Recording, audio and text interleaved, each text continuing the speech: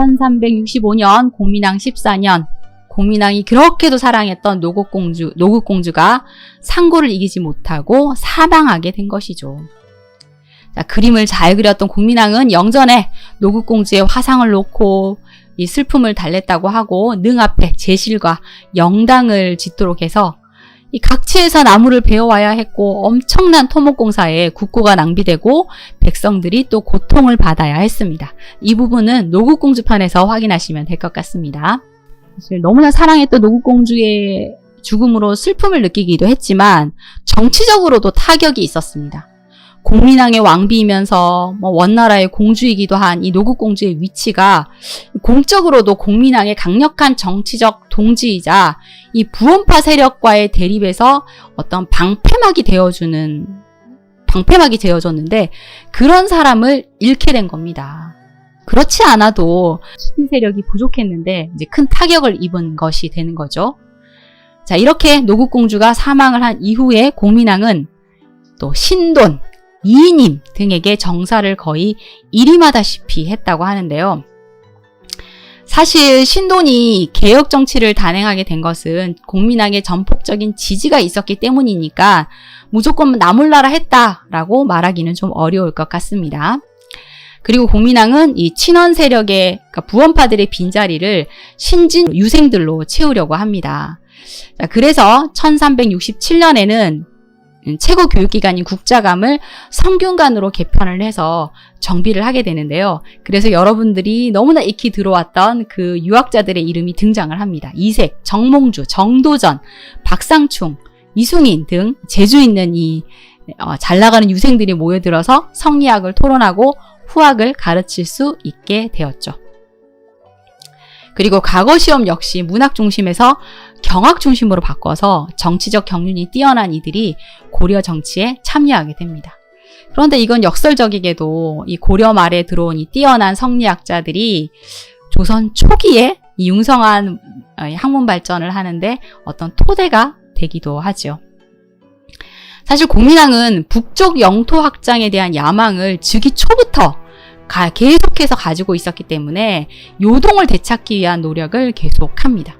공민왕 18년에 이 명과 정식으로 국교를 체결을 했지만 그럼에도 명나라, 원나라, 이때는 원나라가 쫓겨나서 북원이 되긴 했지만 그 사이에서 중립적인 입장을 취하고 있었는데요. 그러면서도 이 요동 공격을 하기 위한 준비를 계속해서 1370년 1월에는 1만 5천여 명에 이르는 원정군을 파견해서 요동을 공략하게 되는데 이를 1차 요동정벌이라고 부릅니다. 이때 이 전쟁에 참전했던 이성계가 고구려의 첫 수도인 졸본으로 추정되는 이 오녀산성을 함락시키면서 큰 전공을 세우기도 합니다. 그리고 그해 10월에 요동을 공격할 절호의 기회가 찾아옵니다. 그 공민왕에 의해서 죽임을 당한 기철에게 아들이 있었는데 기사인 테무르라는 아들이 아버지를 죽인 것에 대한 복수를 하겠어 하며 군대를 일으켜서 고려로 진격하겠다는 선포를 합니다. 하지만 그의 군대는 이 고려 접경에서 패배를 해서 요동성으로 후퇴를 하게 되는데요. 공민왕은 옳았구나, 잘됐다. 이 기사인 테무르의 군사 행동은 처단을 해야 돼 하면서 이 요동 정벌을 목표로 군대를 출격시킵니다. 이때 이인임을 필두로 해서 이성계, 임견미 등 야전에서 뼈가 굵은 장수들이 대거 출격을 하게 되죠. 자, 그리고 고려군이 요동성에 딱 도착을 하니까 기사인 테무르가 직접 병력을 이끌고 성 밖으로 나와서 용감하게 싸웠는데 고려군의 기세가 워낙 강력해서 대패하게 됩니다. 그리고 곧이어 고려군은 요동성을 함락하게 되는데요. 발해가 멸망하고 440여 만의 무력으로 이 요동을 점령하는 데 성공한 겁니다. 굉장히 자랑스러운 일이죠. 하지만 이 격렬한 전투를 하는 도중에 성내에 있던 이 군량이 있던 창고가 불이 났고 또 고려 본국에서 보급을 보내야 되는 것도 용이하지 않아서 그대로 있다가는 굶어 죽을 판이었어요. 그래서 너무나 아쉽게도 요동성에서 물러날 수밖에 없었죠. 자, 이렇게 일시적으로나마 요동을 정벌하는데 성공을 하긴 했지만 그 뒤로 지금까지 우리나라의 영토가 요동에 미친 적은 한 번도 없습니다. 정말 안타까운 일이죠. 제가 신돈 이야기를 따로 준비를 했기 때문에 간단하게 이야기를 해보면 공민왕과 신돈의 이 개혁 정치는 초반에 백성들에 의해서 열렬한 지지를 받았죠. 하지만 보수 세력인 이 권문세가들의 격렬한 저항을 받게 됩니다. 사실 반원 정치를 펼치고 이 신진 인사들을 전면으로 내세웠지만 굉장히 그 힘이 미약했기 때문에 정치 개혁을 하는 데는 많은 저항을 받을 수밖에 없었죠. 자, 그런 가운데 이 신돈의 영향력이 너무나 커지니까 반대파들의 움직임이 거세게 일게 됩니다. 자, 그리고 결국은 신돈은 1371년 신해 항국이 일어났을 때 역모 혐의로 죽임을 당하게 되죠. 고려사에 왕은 성품이 시기심이 많고 잔인하여 신복 대신일지라도 권세가 강성해지면 반드시 꺼리고 목을 베었다. 신돈은 자신이 포기를 떨침이 너무 심함을 알고 왕이 자신을 꺼릴 것이 두려워 반역을 도모하였다 라고 기록하고 있는데요. 사실 흥왕사의 변을 겪고 또 노국공주가 사망을 하고 이러면서 측근 세력들이 다 사라졌잖아요. 그래서 공민왕이 이 신돈을 방패막이 삼아서 권문세족들을 견제하고 그들의 세력을 약화시키려는 정책을 펼쳤고 결국 이 권문세족들의 모든 화살은 신돈에게 향하게 되었는데 그때 신돈이 이 역모 혐의를 받아서 제거되었다라고 해석할 수가 있으며 또 여기서 또 공민왕의 냉정한 정치가로서의 면모를 확인할 수 있습니다. 자, 요거는 제가 신돈편에서 좀 더 자세히 언급하도록 하겠습니다. 공민왕은 노국공주가 사망한 후에 계속 우울증 증세를 보이고 있었는데요.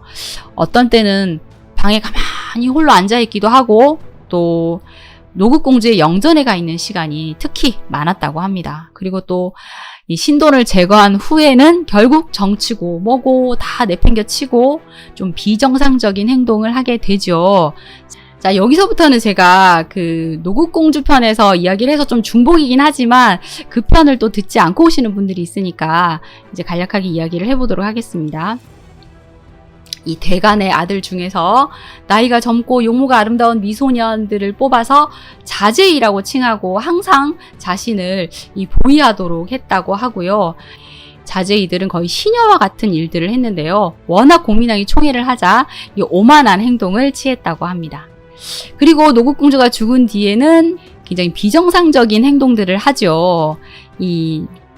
이재연의 딸 혜비 씨 등 후궁들이 많이 있었지만 이 후비들을 절대 찾지 않고 스스로 여자 옷을 입고 이 자제위들과 동성애를 즐기는 등의 기행을 일삼았다라는 이야기가 있는 겁니다. 그리고 또 후사를 얻기 위해서인지 자제위를 시켜서 이 후비들을 임신시키도록 명했고 이 자제위 중에서 홍윤, 한한 등이 익비를 간음할 때는 몰래 그거를 훔쳐보며 즐겼다라는 기록이 있습니다. 이렇게 남색의 관음증에 빠졌다는 건데요. 이렇게까지 타락을 했다니 너무나 씁쓸한 일이긴 합니다.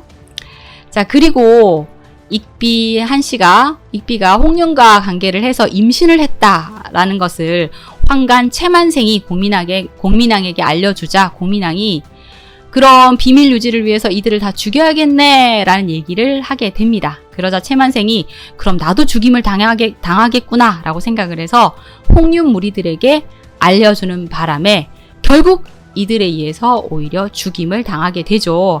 이들은 술에 취해서 잠들어 있는 공민왕을 칼로 찔러 무참하게 살해하게 됩니다.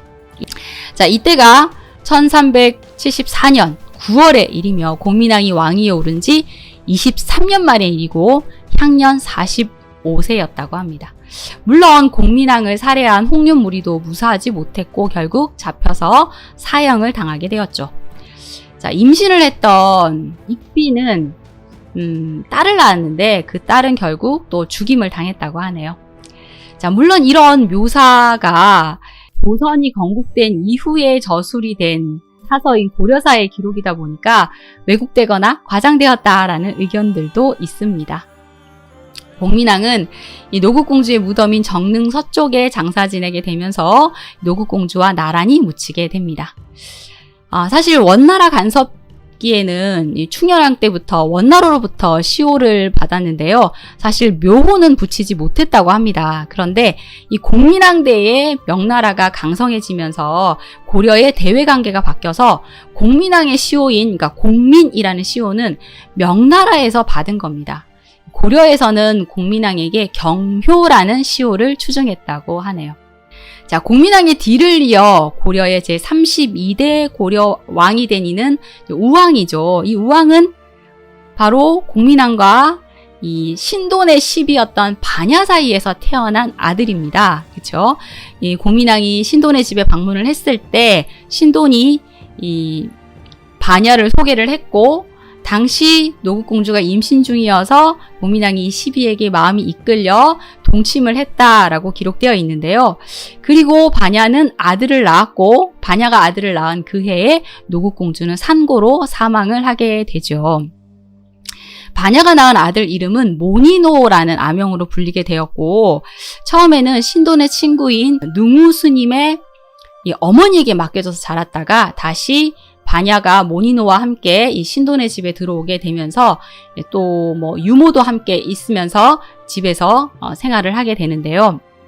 사실 궁에서 자라지는 못했지만 공민왕이 모니노를 아끼긴 했던 것 같아요. 자주 생각을 했었나 봐요. 왜냐하면 이건 모니노에게 갖다 줘라 하면서 장난감을 갖다 주면서 부정을 나타냈다라는 기록이 있거든요. 자, 그렇게 신돈의 집에서 어머니와 유모에게서 자란 모니노는 이 신돈이 영모죄로 처형이 된 후에 공민왕의 부름을 받고 궁으로 들어오게 됩니다. 공민왕이 이이님과 이 근신들에게 내가 일찍 이 신돈의 집에 가서 그 집 시비와 동침을 해서 아들을 낳았으니 잘 보호해라 라고 당부를 하고, 모니노 말고 좋은 이름으로 이름 하나 지어봐 라고 얘기를 해서 그들이 바친 이름 중에서 우라는 이름을 정해주었다고 합니다. 사실 태우가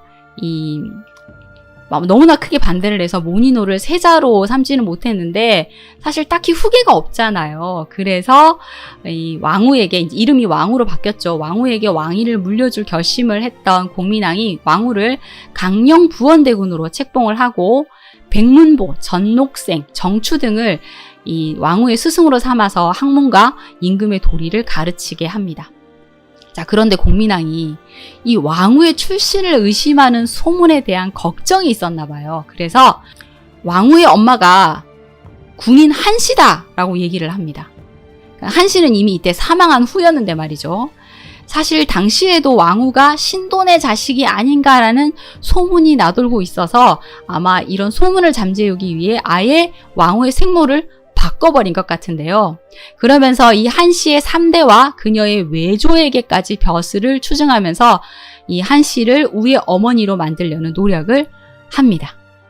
자, 이때 반야는 어떤 반응을 보였나 이런 것에 대한 기록은 없지만 사실 내가 참아야 내 아들이 왕위에 오를 것이다 라며 조용히 때를 기다렸던 것 같아요. 그리고 1376년 2월에 이제 우왕이 왕위에 오른 2년이 되었을 때인데, 그때 반야가 공언왕후, 이때는 명덕태후죠. 명덕태후의 궁에 몰래 찾아옵니다. 그리고 왕을 낳은 건 난데 왜 한씨가 어머니입니까? 나를 생모로 다시 얘기해 주세요 하면서 눈물로 호소를 합니다. 이제 내 아들이 왕이 됐으니까 내 지위를 되찾아야지 하면서 찾아온 것이죠. 그런데 당시 우왕은 정말 많은 반대 세력을 물리치고 굉장히 어렵게 고려 국왕 자리에 오른 거거든요. 그런데 이렇게 반야가 등장을 했으니 다시 왕권이 흔들리게 될 것이다 라는 것을 염려했던 태후가 바로 반야를 쫓아내버렸고, 태후의 명을 받은 이이님이 반야를 옥에 가두었다가 임진강물에 던져서 그녀를 죽였다고 합니다. 왕의 생모가 이렇게 목숨을 잃게 되었지요. 자, 이후에도 이 왕후는 신돈의 아들이 아닌가라는 의심을 많이 받았고, 이제 그의 아들인 창왕도 같은 의심을 받으면서 고려사를 정리하면서 두 사람은 왕족이 아니다 라면서 신돈의 성을 붙여서 신우, 신창으로 격하를 시켰고, 이 고려사 세가에도 넣지 않고 열전의 반역전에 수록을 하고 있습니다. 자, 이것은 가짜 왕이어서 이들을 패하고 진짜 왕을 세운다라는 이 패가 입진, 그러니까 이성계가 창왕을 패하고 공양왕을 세운 것에 대한 어떤 명분을 만들기 위한 기록이 아닌가라는 생각을 할 수가 있고요. 또 대국의 어떤 정당성을 주장하는 근거가 되기도 합니다. 자, 이렇게 해서 오늘은 공민왕이 걸어온 길과 그의 아들이 왕이 되기까지에 대한 이야기를 해보았는데요. 진짜 공민왕은 참 복합적인 인물이다라는 생각이 들어요. 굉장히 가까운 사람들에게는 되게 다정다감한 모습을 보이기도 하고 또 연약한 모습을 보이기도 했대요. 또 백성들을 사랑한 것은 맞는 것이 전쟁과 흉년에 시달리는 백성들의 모습을 보면서 너무나 참담해하면서 스스로 나 하루에 한 끼만 먹을 거야 라고 이야기한 기록도 있으니까 굉장히 백성을 측은지심으로 바라보는 그런 애민군주의 모습을 보이기도 했습니다. 또 어떤 정치적 행보를 또 따라가 보면 정말 너무 힘든 시기잖아요. 외적이 계속 침입해 오고 고려가 이제 피폐해져 있었는데 이걸 일으켜 세우기 위해서 개혁 정치를 단행하고 결국 이 원의 간섭에서 벗어나게 한, 그러니까 고려의 개혁군주의 행보를 걸었다라는 이야기를 할 수가 있죠. 그런데 또 다른 측면에서 살펴보면 측근을 숙청하고 반대파를 처단할 때는 굉장히 잔인한 그런 어떤 가차없는 정치인의 모습을 또 보이기도 했죠. 또 사랑하는 아내가 죽고 난 후에는 방탕하고 또 태폐적인 모습을 보이면서 폐인이 되었다가 결국 살해당하고 말았습니다. 사실 하루도 마음 편할 날이 없었을 이 칼날의 시대에 살았던 군주였기 때문에 정말 온전한 삶을 살 수 없었지 않았나라는 그런 생각이 들어서 씁쓸한 마음이 드네요. 자, 이렇게 공민왕에 대한 좀 긴 이야기 해보았습니다. 이 고려사의 마지막을 불태운 왕이라서 할 이야기가 굉장히 많았던 것 같습니다.